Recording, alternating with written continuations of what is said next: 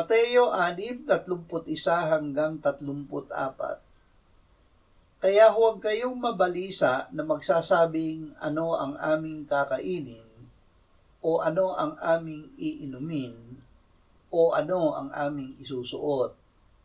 Sapagkat hinahanap ng mga hintil ang lahat ng mga bagay na ito. At batid ng inyong Ama sa langit na kailangan ninyo ang lahat ng mga bagay na ito.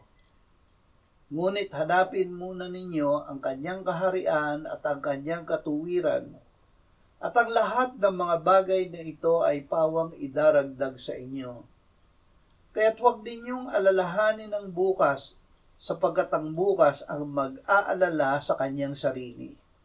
Sapat na para ngayon ang kabalisahan sa araw na ito.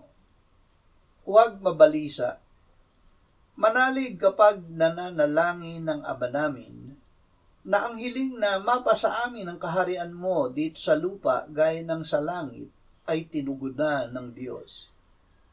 Sinabi ng Panginoong Hesus, ang lahat ng bagay na inyong idalangin at hingin, paniwalaan ninyong tinanggap na ninyo at iyon ay mapapasa inyo. Kahit na ang kaharian ng Diyos ay hindi masusukat, manalig na ito ay ibinibigay sa atin ng Diyos. Magsimulang manalig na alam ng Diyos ang lahat ng ating pangangailangan bago pa tayo manalangin, at ito ay malaya niyang ibibigay sa atin.